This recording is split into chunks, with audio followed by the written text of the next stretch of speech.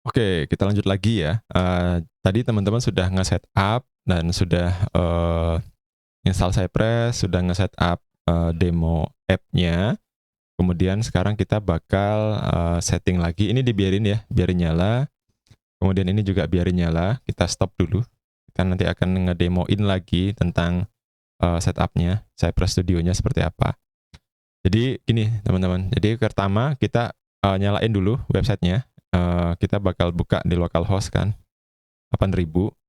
Di sini nanti kita tes yang ini gitu kan.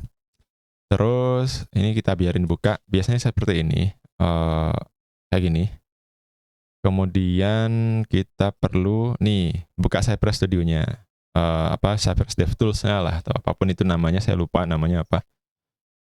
Kita buka dulu npx cypress open. Jadi perintahnya adalah npx cypress open. Tes. Nah, kalau sudah ada, ini nanti dia bakal loading dan muter. Kita pilih yang end-to-end testing ya teman-teman. Tadi sekarang tulisannya sudah jadi configure. Nah, ini karena sudah kita setup. Nah, kemudian kita pilih nih browser. Nah, pemilihan browser. Sekarang kita masuk di sini ya. Cypress Studio sudah kita buka, available browsers-nya. Available browsers, teorinya tadi apa?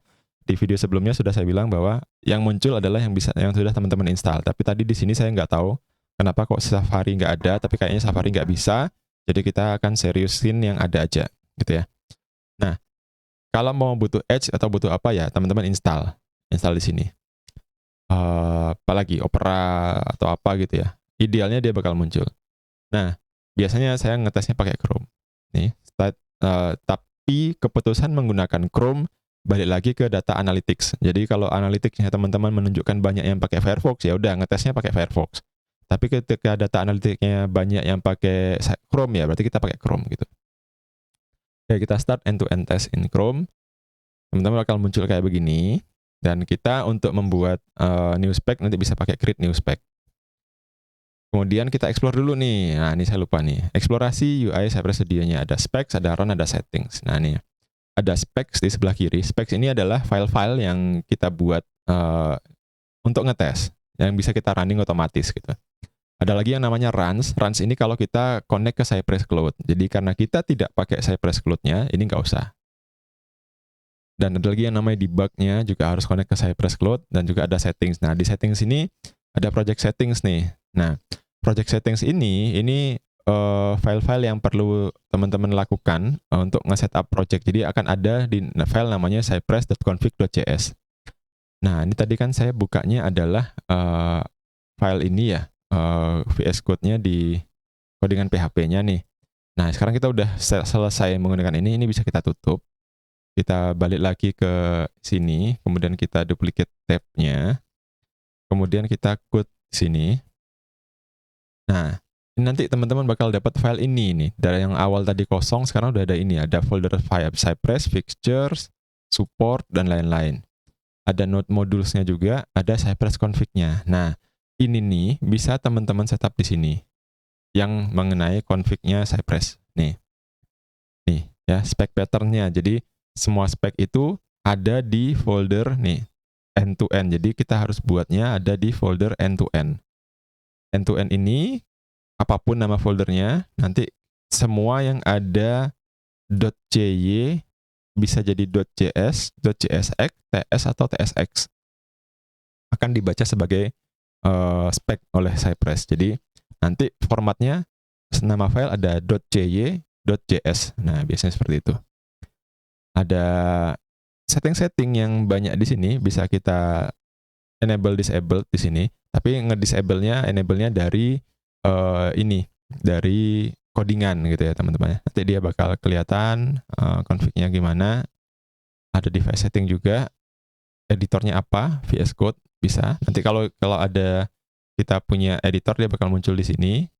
Kemudian bisa setup proxy. Jadi kalau nanti ada misalnya nggak boleh nih diinstal di lokal, harus nge-proxy ke VPN-nya mana gitu, itu bisa di-setup di sini.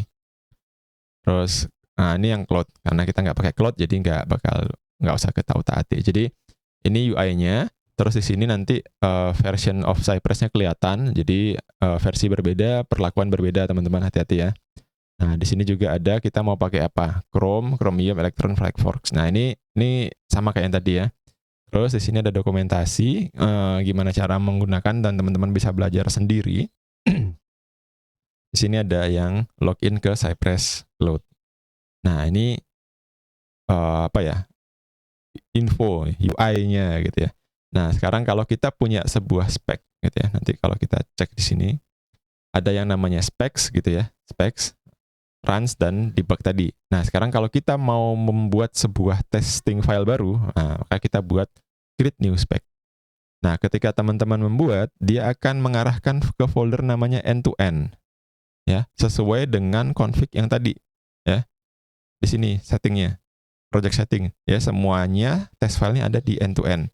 Kalau mau teman-teman ganti, teman-teman harus ganti di sininya, ya. By default dia ada di end-to-end.